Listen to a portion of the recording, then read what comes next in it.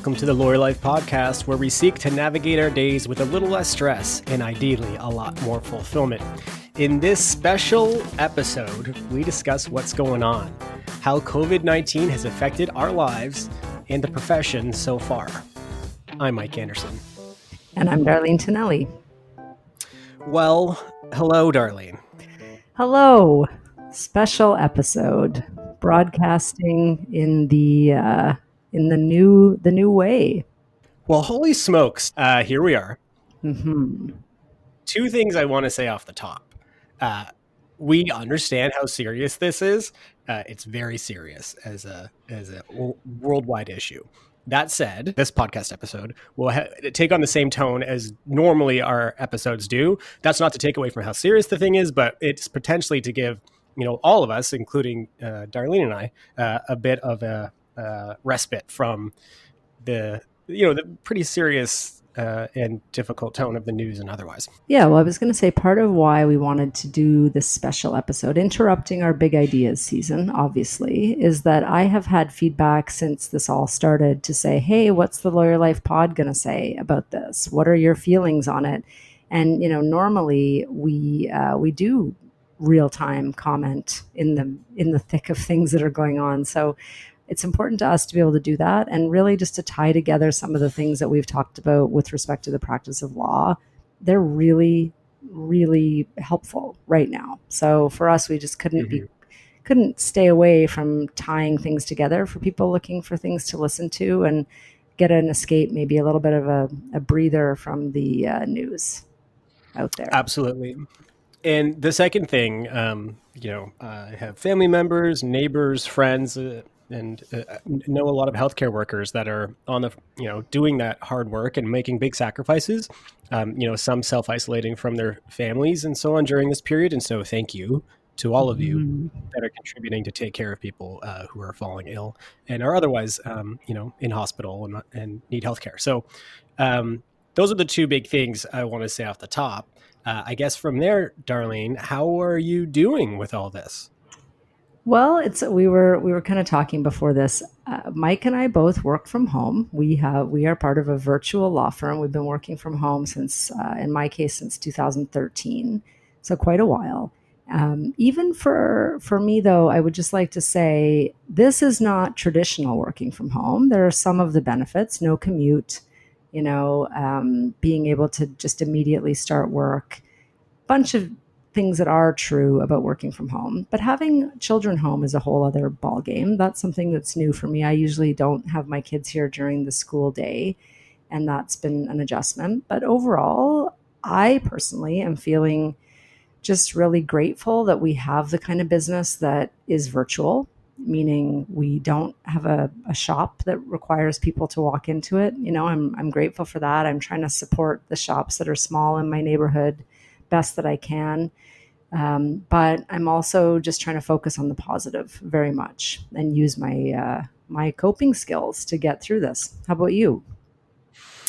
Yeah, pretty similar. I mean, practically speaking, we have our two kids, young kids at home with us, and both my wife and I are continuing to work during this time. So that's a juggling act, certainly, and we basically equally have time to devote ourselves totally to work while the other is taking care of the kids, and that seems to be going well so far.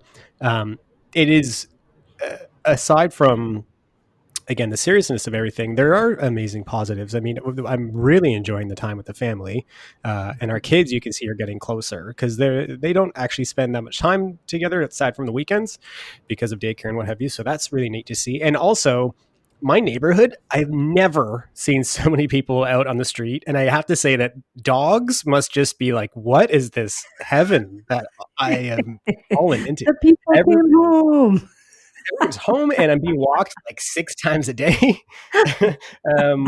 So there is still, despite the fact that we're staying just to our family unit, there is a sense of community I'm feeling, and certainly, everybody's looking at each other, and we all know the situation that we're all in now. So it's been, despite obvious challenges and other issues, a lot of difficulty, but also a lot of things to embrace and appreciate. We talk a lot on this podcast about the importance of family and the trade-offs that have to be made for work and family. But I'm definitely having an experience of, my kids do need more, even. Maybe they don't need it, but they thrive on it. I'm seeing the additional exposure to them, seeing how they react, and I don't know. I like being around them more, and I'm going to try to max out this time if I can. They're just still so small. The years are short, the days are long, they say, but man, they are a joy to be around for the most part, and they seem to understand, I think, much more than we give kids credit for. Yeah. Yeah, I think the family time has been great, and we are just one day at a time appreciating that. On today's episode, I suppose what we're hoping to do is recap a bunch of things that we spoke about during our high performance season. And so we will start doing that right after this.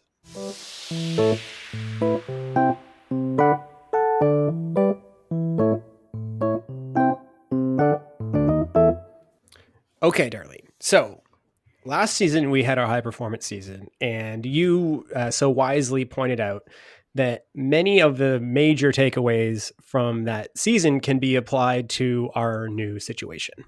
So I've really been thinking about that all week, and partially just from feedback that we've had from listeners, partially from my own deployment of these strategies. And here's where it starts for me. When this happened, first things first, going back to even our earliest first season, we had an episode about fear of change and fear, and always worrying about what's going to happen and how can we control things. So as a start, this is an interesting and maybe unprecedented in our lifetime issue or incident, in that we're all in the same boat right now, and everyone is witnessing this massive change and no one can control it. So suddenly we're in this situation where we don't have any sort of illusions that we can have any control over what happens next. Our politicians are certainly engaged in what's going to happen. Certain people have some control, some actions that they can take. But for many of us, I just find there's a real freedom in just saying, okay, this is change. And if for anyone who struggles with fear of change, as most people do, the fear is something's going to happen and I won't be able to control it. Or something's going to happen, it's going to be worse than what I have today, right? So I think that's the starting point for me, is just to say, okay, here's this change. Can't control it. Have to get through it. Have to deal with it. So what are the tools? And I think as a starting point in the high performance season, we really talked about getting rid of things that don't serve you very early on in the season. So have you been doing that since this started? Well, Thinking junk media, news. I have certainly been on the side of like, let's check in and know what's happening, but let's not have constant Live updates there. going on. Yeah, I mean, that's a lot to take. But I would say that, our season started, the high performance season started with kind of an opportunity to focus on foundational values that we all kind of thought for ourselves were useful. So last Friday, my wife and I just decided to get the kids out of daycare and start. With that decision, my mind was like, okay, there's an opportunity here. And so my focus was on a foundational level to like, let's just make this a great experience for our family to the extent we can. And that's been where I kind of see all of this occurring. So there's obvious stressors and difficulties, but this is a really unique opportunity to focus on relationships and family. So that's, I think, where I started. And if I was applying the framework of the high performance season, that would be step one. That would be great. Good application of the framework. Okay. I love frameworks. I love lists. I love processes. You know this. Okay. So we'll go in order. It must be in order. Okay. So what's the next one? Appropriately, we spoke about knowing yourself. So picking up after that first episode and building new habits that will help you feel better. This is definitely a period where building new processes and schedules and habits will be instrumental. I think there's two choices. Like we always say, there are two choices. You can choose to think the negative thing, or you can use that thinking space to think something positive. And I'm trying to do that in all of my interactions with other people. So when I see people from my 6 feet away, I say, hello, nice to see you. I don't I don't say, oh my God, isn't this crazy? Or something, even, sure, it's nice to connect on that level, but we can connect on a higher level too. What are your thoughts on that? So actually, since that episode, I've been reading a little bit. Do you know the BJ Fogg book, Tiny Habits? No. Okay. So he's a huge champion of the way that you change your life is actually through making very small, doable changes in your life, like dedicating yourself to these small things that can have huge results and actually not cause yourself a huge cognitive load, and you don't beat yourself up if you don't achieve them because they're really small. So he's the director of behavior design lab at Stanford University, and his example is every morning he uh, tells himself that after his shower, he does one push up. That's all he has to Right. do, right? That is a small thing. But then he notices once he gets down and does the one push up that he's more likely to do many more because he's already there, right? Hmm. And so, actually, a small plug for his whole world. They're tinyhabits.com. Check it out. They're doing expert free help sessions about building tiny habits for coronavirus times. So, for example, today, when this is posted, which will be Thursday, March 19th, they're doing a tiny habits for staying upbeat on lockdown. It's a 30-minute session with their expert coach, Amy Vest, and it's free. Anyway, check it out. And there's tiny habits for generosity, tiny meditation habits for fostering resilience to stress. We're going to get there ourselves too. So it is definitely a time where there is a reset in your life. And anytime there is a reset in your life, there is an opportunity to incorporate the habits and processes and systems and structures and schedules that will best achieve the goal that you have, and also will help you get rid of distractions, right? That aren't getting you there. So, how, Darlene, do you think that you have any habits that you've built so far that have been helpful during these times? Yeah, so it ties into our third episode in the season about mindfulness. So I have really been trying to control my thoughts. So to me, emotions, thoughts, feelings, reactions, they're all tied in this kind of soup. But the order for me is an event happens, it's an input, and you have an emotion about it or a thought about it. And there's some argument in the various books about which comes first. But I'm just trying to control the way that I am thinking about things and trying to catch my brain before it goes into fearful places or it goes to something that's not a fact or is just my interpretation of the reality that's happening. And that's a function of mindfulness. Just if I feel the anxiety level going up when it comes to watching my friends in our group chat go through the anxiety of this situation, that I find very triggering because I take on other people's anxiety. So I am trying to just manage that. And rather than get in there and feel it, just doing my mindful exercises, bringing myself back to center, working it out with my husband that we take the time for each other to kind of stay in a good mind frame, not just do, not just go to the grocery store and stock the house, but also do the mindset work because that's just as important. What you're saying about creating a good experience for the kids, it is, we have a choice. We can be the frantic parent that makes them feel everything's unsafe, or we can be have some equanimity about it. And that takes work. How about you? We've tried to create a predictable schedule for ourselves and our kids, which Helpful.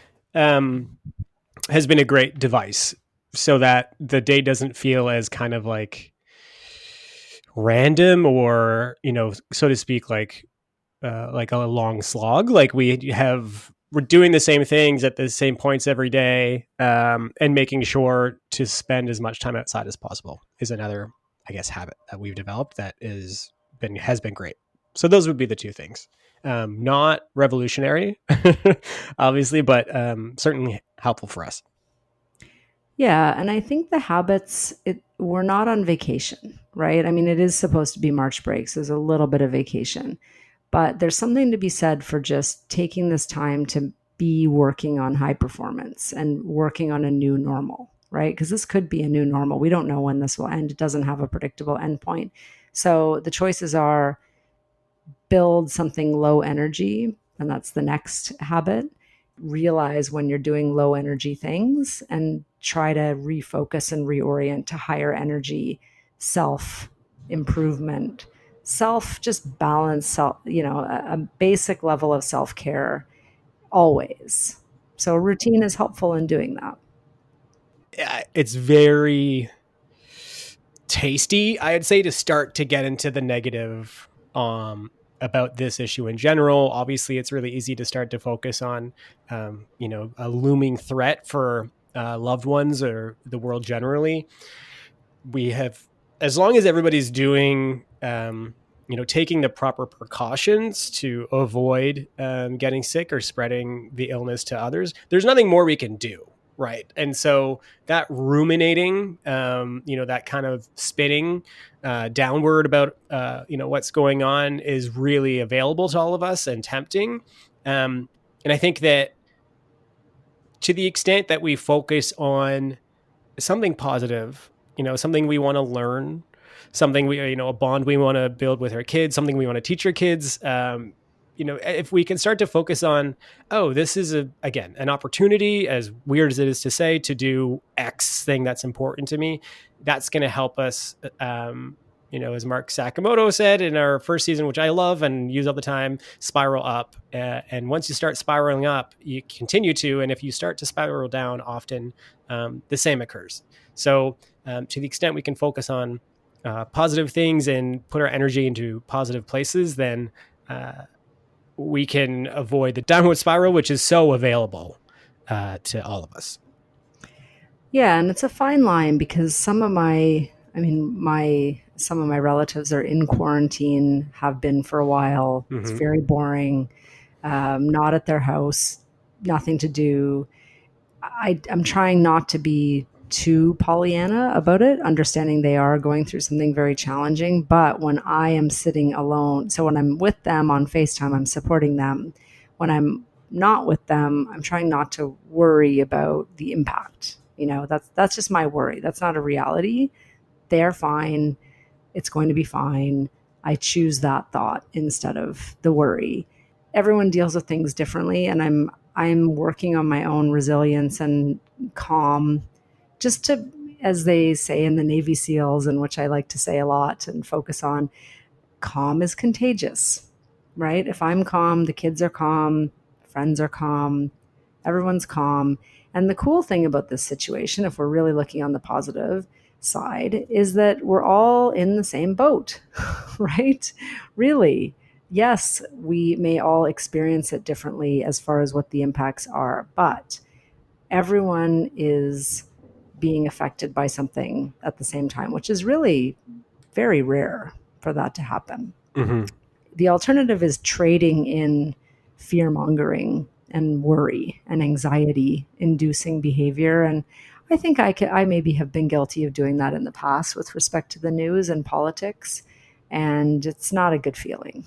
Certainly Right. now, it's just not what I'm going to choose to do. So, because we don't know. It's really an unknown. We have no idea. Going back to our framework and important lessons from our high performance season, it is important that we find ways to keep well. For example, a lot of us have probably routines that we're now out of. Or, for example, we're not going to the gym anymore at this point in time. Yeah, I think that's right. I think the routine and the exercise and the outlets is all part of it. I have a lot of friends who are doing yoga at home on YouTube Yep. yoga videos, Mm-hmm. recommend. There are a lot of people who are out there doing free online things for people to keep everybody engaged and active. And it's there, right? I think the bigger thing is, do you choose to just let all your routines go by the wayside because this is force majeure, as lawyers would say? Or do you say, okay, I have a new challenge here to figure out a way to keep my high performance intact and keep myself resilient? On a completely nerdy lawyer note, having interacted with so many force majeure clauses over the past week, I am interested to see how those boilerplate paragraphs will evolve after, literally everybody has lived through a common one at the same time. Both sides right now, right? That's really not the norm. Right. A Yeah. force majeure Yeah. clause. The idea is sort of someone can't pay because of something. Maybe it's something that affects both parties, but in our world, usually it's something that you're protecting one side or the other more with the force majeure clause. So yeah, it's been a really interesting couple of couple of days on those clauses. We'll figure it out. So, how are you staying connected with other people right now, other than FaceTime? If there's one male stereotype that applies to me, it is that I don't like to talk on the phone. And I feel weird being on FaceTime. So thanks to basically my wife, I speak to my parents and in-laws, great friends. We have best friends that live in the UK. We've shared calls with them this week. But if I was left to my own devices, I know for a fact that I would be awful at doing this. And so I'm relying on the arm twisting and support of my loved ones to make sure that I do it. I get that. I mean, I'm pretty active on, like I said, we have my group of law school friends have a WhatsApp chat that we are all in. And in Which I think addition, we've talked about. My literal nightmare is being on a mass group text. I can't even imagine that to be in my life.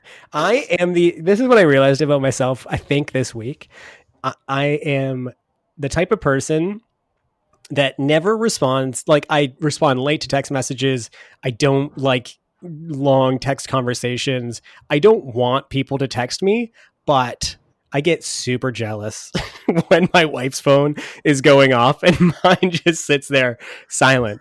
And it's because hey, why is no one texting me? exactly, I don't want them to, but then I get upset when they don't. I have a very Hmm. challenging relationship with new media conversations. I'll say that. Sorry, back to your group message.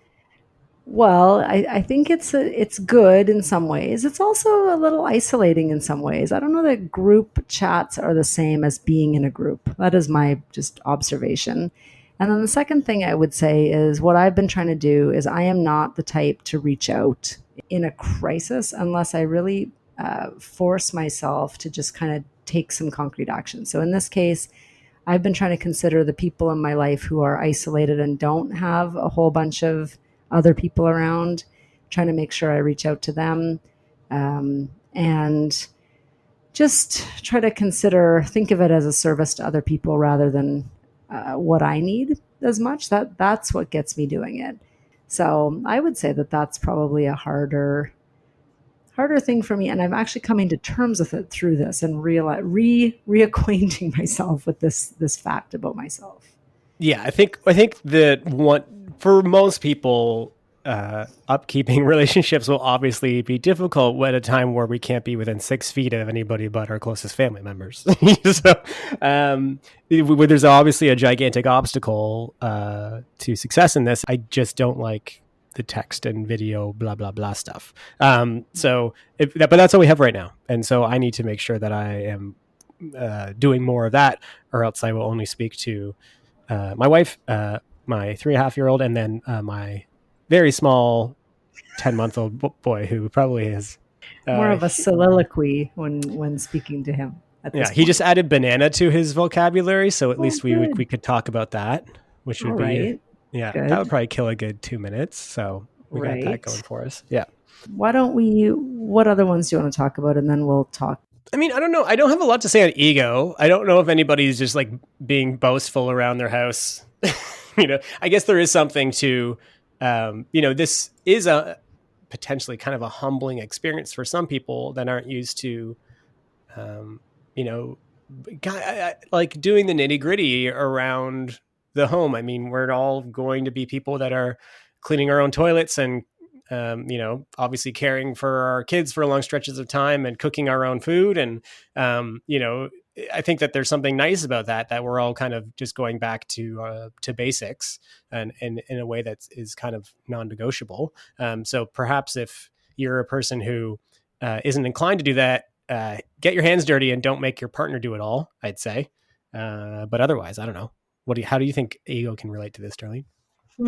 I think for me, it's this idea of going back to the thoughts and whether they're real or not, and what's happening. So for me, there is there's ego wrapped up in things. I think for a lot of people, there will be ego wrapped up in going to the office and not having a commute and not getting dressed up and not having meetings and going to court. Like if we think about the audience for this podcast, there are many things that you are considering at this point to be self-defining that are gone and may not come back. And this is a great opportunity to realize, okay, well, who am I in the absence of all that stuff? And I think that's a great opportunity for sure. I posted something on LinkedIn that was about Isaac Newton working from home, and how there was some sort of pandemic back in the day, and he was forced to work from his little studio. And during that time, he came up with all his best inventions. And I posted it because one of the lines in the article from the Washington Post said, having time on his hands to think and be mindful, like sort of gave him all these ideas and gave him the space to create. And so I think for me, if we can use this opportunity to say, okay, here's a moment where we can park our egos for a second. No one's around except our nearest and dearest. Who are we? For some people, we've spoken on the podcast, I've had the benefit of a few big breaks in my career, a year off to travel, etc., and maternity leaves, some quiet times to shape that for myself. But a lot of people have just gone to school, gone to work, and this is the first time they're going to have any downtime in their workday other than vacation. So to them, I say, maybe use it. That's what I would say on ego. That was way better than what I said. And how appropriate of Darlene to be looking overall and strategically at me being in the weeds, the nitty gritty details. So my face red. Perhaps you did not study, as you've said before on this podcast. I really took that book to the depths of my being. So right. I would say it's, for me, that has been that was the defining thing to learn in 2019. So I'm happy to give the answer on that one. And I would give you the keep it simple, because that is your jam. Ego is my jam. Keep it simple is your jam. So are you doing that right now to get through this? I mean, how complicated can you make your life in this situation? I mean, it is really basic, and I think I enjoy that. But what I would say is, I think that the note that you just left us on when it comes to ego is a great note to leave this initial chat off on. I think that ultimately we're all being really hit in the face with the fact that we are just people, and we're not our office or our title or our parking space or all of these things that the trappings of routine and many lawyer lives kind of connect you to.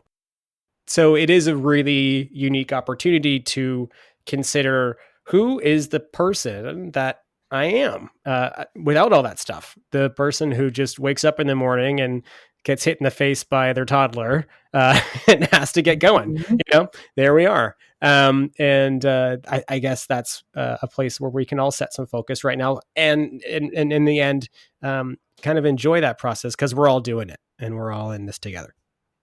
And what matters, pay attention during this time. I have, even as someone who focuses so much on trying to always be aligned with my values all the time, even with that starting point, I have found much room for improvement during this very short time so far.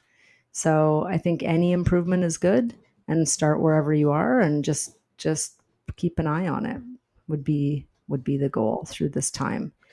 Great. Okay. Yeah. So okay. We're all taking a break, but let's take a break in this podcast episode, and we'll be back with our goods and grapes.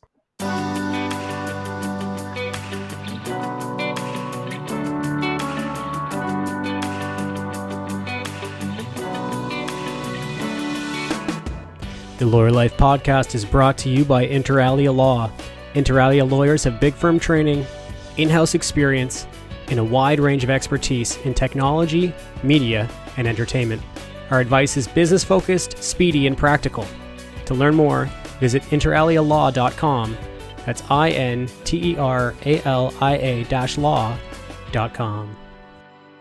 And we are back with our goods and gripes. Goods are things we want to promote and support, and gripes are things that annoy us. So I suppose we can just take off the table the obvious issue that's facing the world right now. And again, that is something serious and not something that is even gripe worthy, because gripes are small things that annoy us. So acknowledging that, Darlene, do you have any goods or gripes that you want to share? Well, I know that I was pilloried earlier this year for my love for Mr. Rogers. I think you flagged it as a miss of 2019. However, but I was wrong. You were wrong. What? No. Well, because do you remember we talked about later? Okay, so for those of you that aren't fully up to date on every single episode we've ever done,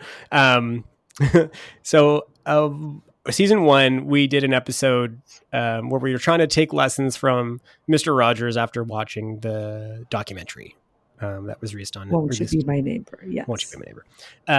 And then in our recent end of year episode, I made fun of that episode, which was a concept that Darlene brought forward, and said it was a bit of a swing and a miss. But then I think I might even known at the time that I called it a swing and a miss. One of the most critically acclaimed podcasts of the year, in the Western world, was a podcast where people sat and examined Mr. Rogers and certain episodes and lessons that he brought forward. And it's a great podcast. So if anything, Darlene was ahead of the curve, as she always is. And we should have pivoted the Lawyer Life podcast to only talking about Mr. Rogers, because we would have done it first, and we potentially could have the most popular podcast in the world right now.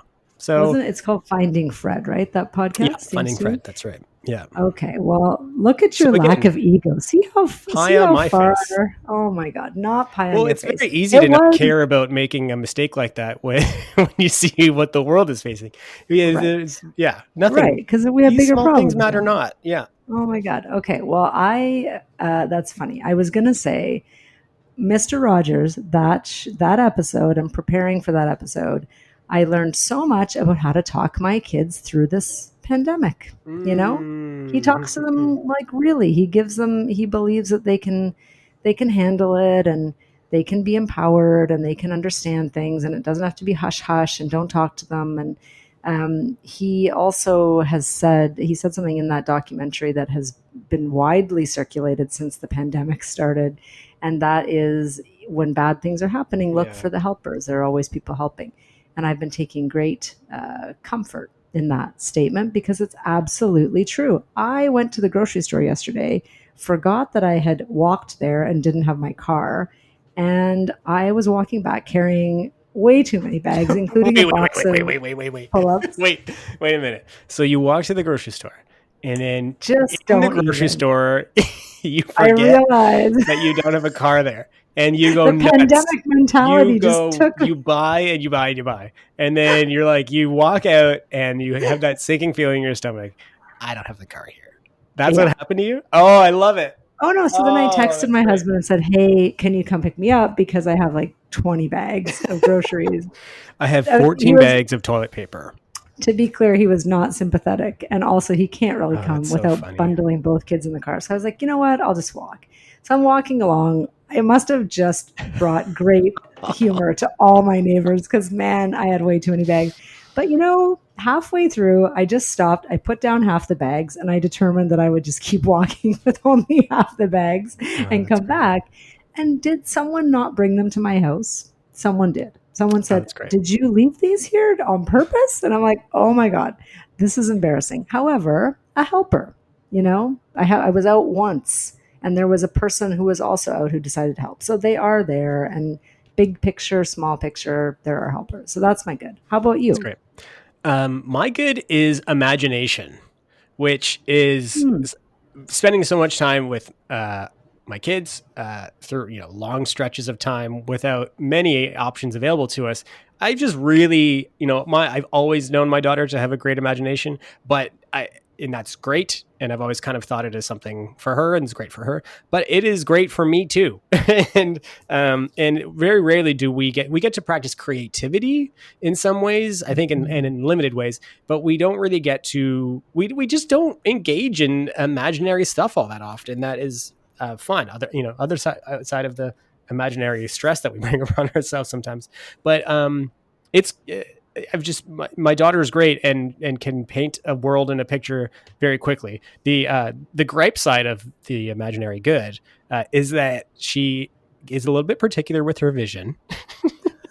And we were kidding around this week that she would make an amazing film director, because when you're in her worlds, you don't really have a lot of say, and it's a lot of, okay, you stand here and you say this and I will say this. Okay. Stand there. No, stand there. Wait till I say, yeah. It's very funny. But perhaps I want to, and I tell her, I was like, I want to imagine too. And she's like, okay, but first you do this. And, but first, back to what I was saying. Exactly. Yeah.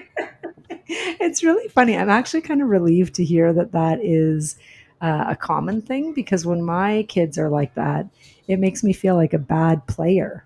Like, I have this good idea. And they're like, that is a really horrible idea. This cruise ship only has one pool, not two, that we're building with the Lego. That was yesterday.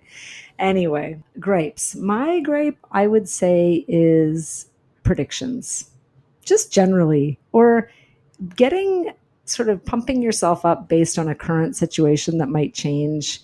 There's a lot of bluster in our world. I think right now, if we all just shy away from predicting what's going to happen, or talking about, the stock market's great, the stock market's bad, the stock market's great. Like this kind of stuff I would love to unplug from somehow. Just stop. Maybe we just all stop doing that. I don't know. That's my gripe. That's the stuff that gets me down, is just this sort of people who have predicted things wrong 15 times before and continue to predict things. I don't know. It gets me down. So that's my gripe. That's the only thing I felt gripey about, really, other than the obvious this week. Yeah, the obvious. The obvious. Well, look, here we are at the end of our podcast, our emergency podcast episode, and it's been great. I, as always, feel like now I've had somewhere to put my thoughts for the moment. It helps me get through these times, and hopefully will help others. And for new listeners, this is more of what our normal format is. If you're just tuning in and finding that we're in an interview heavy season, which our Big Ideas season will be, we'll see how it goes, right? We'll just figure it out. Maybe we'll be back with a few more like this, or maybe we'll revert to our regularly scheduled programming. We'll have to see how things go, right? As always, Twitter, Instagram at Lawyer Life Pod. Let us know how we're doing, what you'd like us to talk about. If you want more COVID-19 specific content, anything. Let us know. Otherwise, stay safe out there, everybody. Do the smart thing. And we will talk soon. Talk soon. That's it for this week's episode of LLP. Thanks to Inter Alia Law for presenting the podcast, and to Nick Fowler for composing and performing our music. See our show notes for his website. Don't forget, we love feedback. Please comment in the review section, or subscribe, or like. We'd appreciate it greatly. That's it. Talk soon.